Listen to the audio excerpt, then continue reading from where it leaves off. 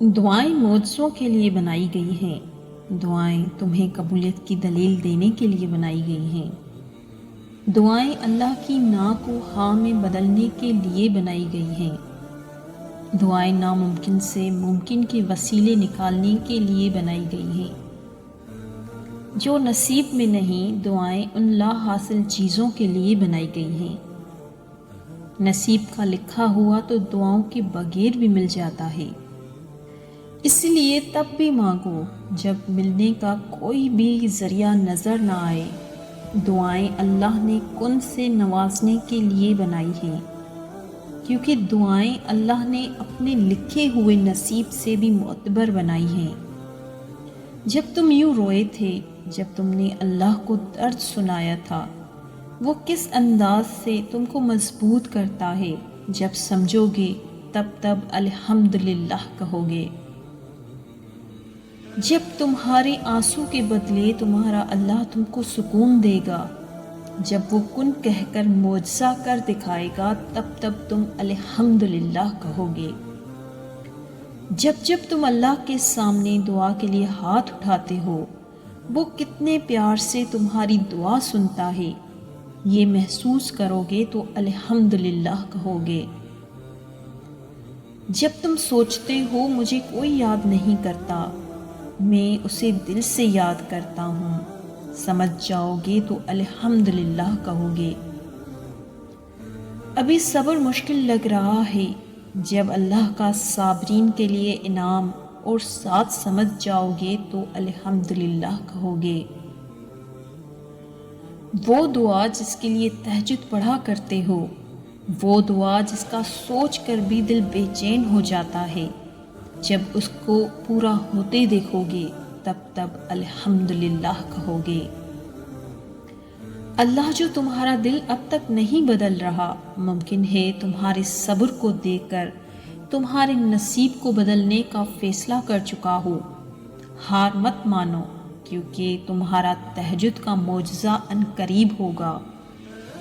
جو آنسو تم نے تہجد میں بہائے ہیں، ان کا اللہ کے پاس کوئی تو صلہ ہوگا۔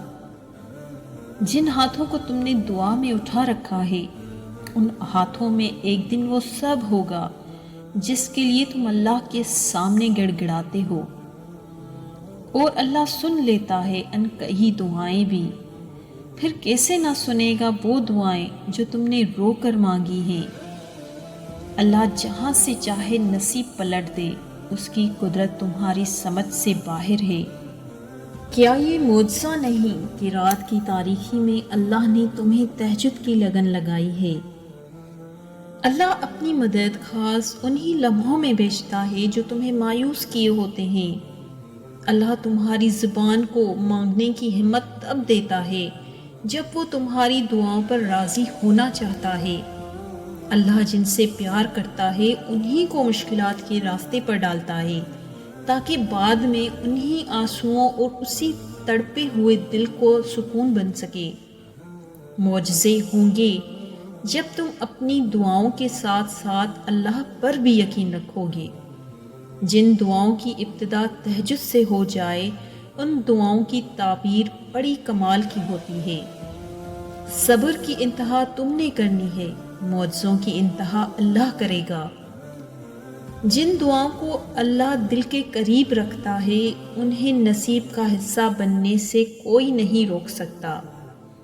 اللہ تمہارے دل میں کچھ نہیں ڈالتا سوائے اس کے جو تمہیں دینے کے لیے تیار ہو۔ صبر کا دامن نہیں چھوڑنا، وقت بدلے گا، حالات بدلیں گے، دعائیں قبول ہوں گی۔ تو کیا ہوا جو تم کہہ نہ سکے؟ تمہارا اللہ تو دھڑکنوں کی تڑپ بھی سنتا ہے۔ اللہ کے معجزے تمہاری ایک دعا کے فاصلے پر ہے۔ جو صبر کرتے ہیں ان کے ساتھ اللہ کی مدد ہوتی ہے۔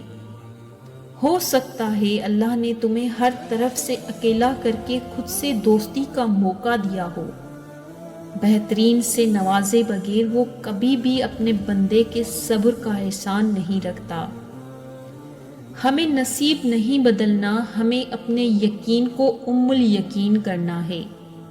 ام الیقین، یقین سے بڑھ کر یقین، نفرت کی سب نشانیاں ملنے کے باوجود خدا کی محبت پر یقین، قہر کی سب علامتیں دکھائی دینے کے باوجود اللہ کے رحم پر یقین، ہماری بیماری کبھی ٹھیک نہیں ہو سکتی، ساری دنیا کے کہنے کے باوجود اس کی شفا پر یقین، جو زمین پر نہیں ہوتا وہ آسمان پر ہوتا ہے، صرف رب کے حکم سے ہوتا ہے، اس شہادت پر یقین۔ اللہ بہت کم لوگوں کے دل میں دعا کا خیال لاتا ہے، ورنہ لوگ پریشان پھرتے ہیں، روتے ہیں۔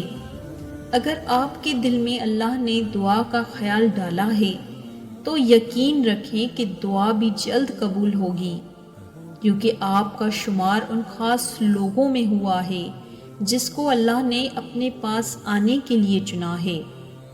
کچھ دکھ بہت گہرے ہوتے ہیں، ان کی شدت اتنی زیادہ ہوتی ہے کہ خوشیاں مانند پڑنے لگتی ہیں، اور دکھ اللہ کے سوا کسی کو بتائے بھی نہیں جا سکتے، اللہ کو بتانے سے ہی سکون ملتا ہے۔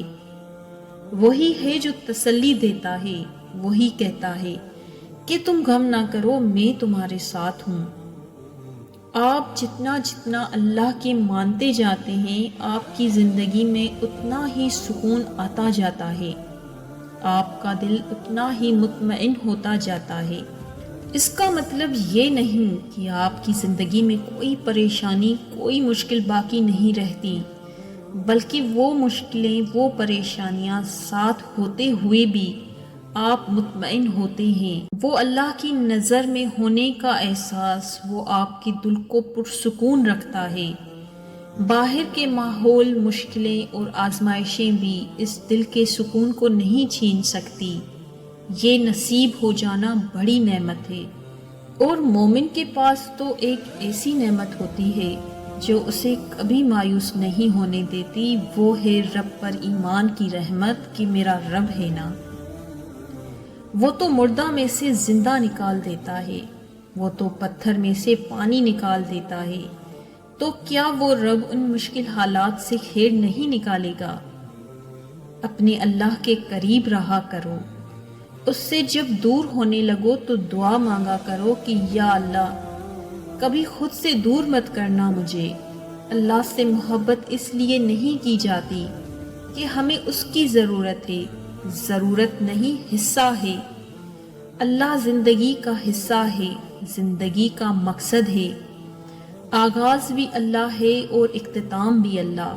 جن کی صبح فجر سے شروع ہوتی ہو یا شاید تہجد سے، اور اختتام عشاء پر، ان کے دلوں کو کسی ہار یا دکھ یا کسی تکلیف کا خوف نہیں رہتا، سہ لیتے ہیں، وہ برداشت کر جاتے ہیں، کیونکہ ان کا آسرا اور سہارا جو اللہ ہوتا ہے۔ صبر وقت گزرنے سے نہیں آتا، صبر رونے سے نہیں آتا۔ جتنا مرضی خوش رہنے کی کوشش کر لو، جتنا مرضی ہنسنے کی کوشش کر لو، اور خود کو تسلی دو کہ سب ٹھیک ہے، وہ تکلیف اس وقت کے لیے تو کم ہو جائے گی، مگر دل کے اندر ہی کہیں خاموش ہو جائے گی۔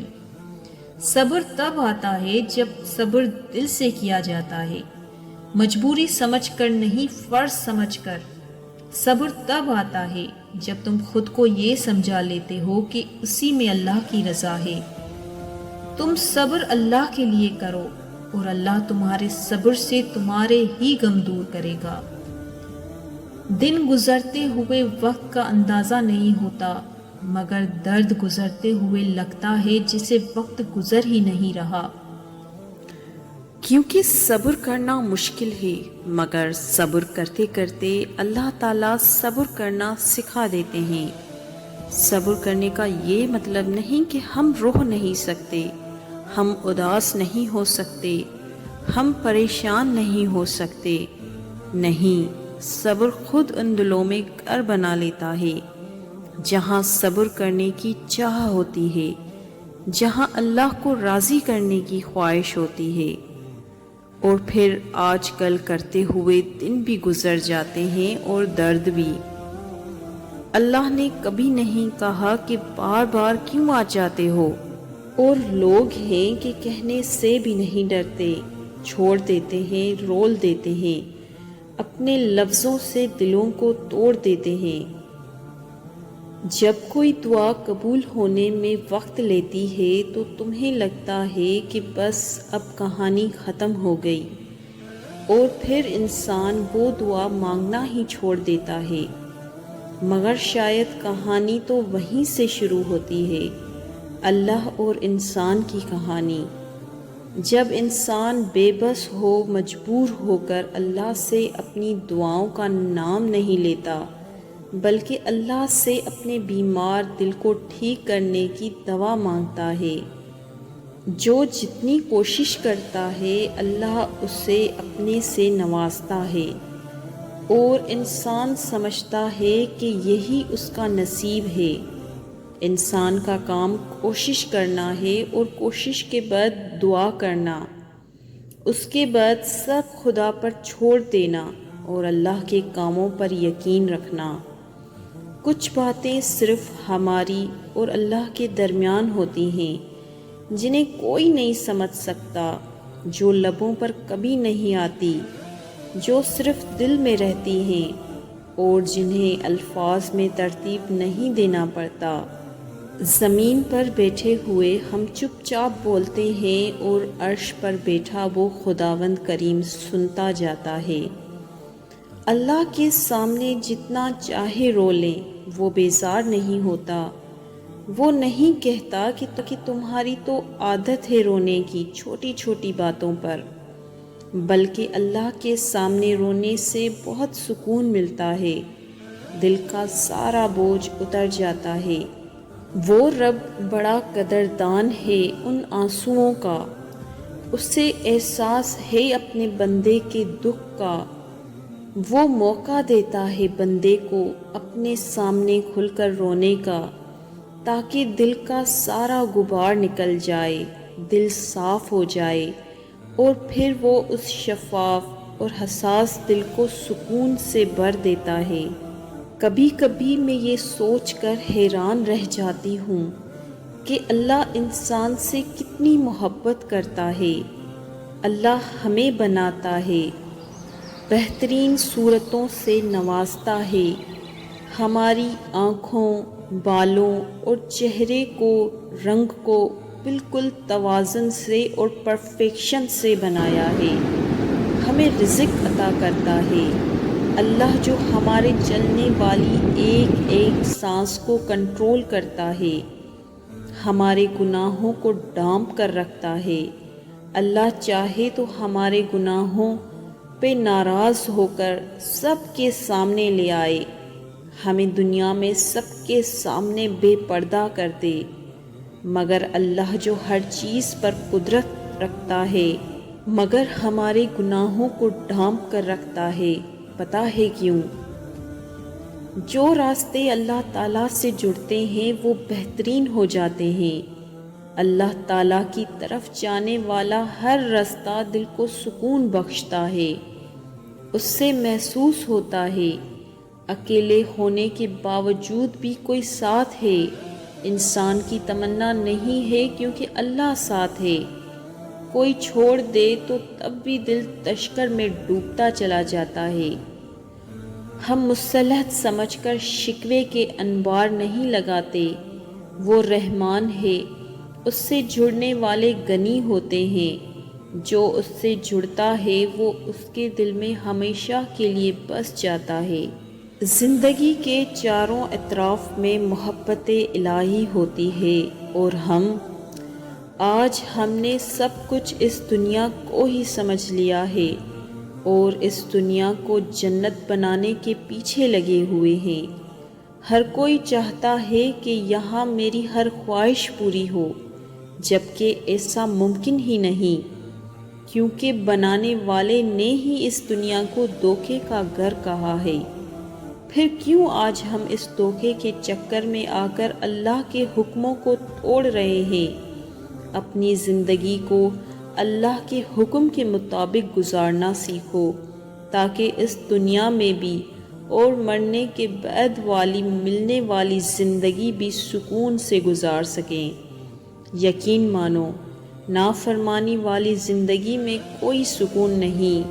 اپنے آپ کو اللہ کے حکموں کا پابند بنا لو تاکہ دونوں جہاں میں فلاح پا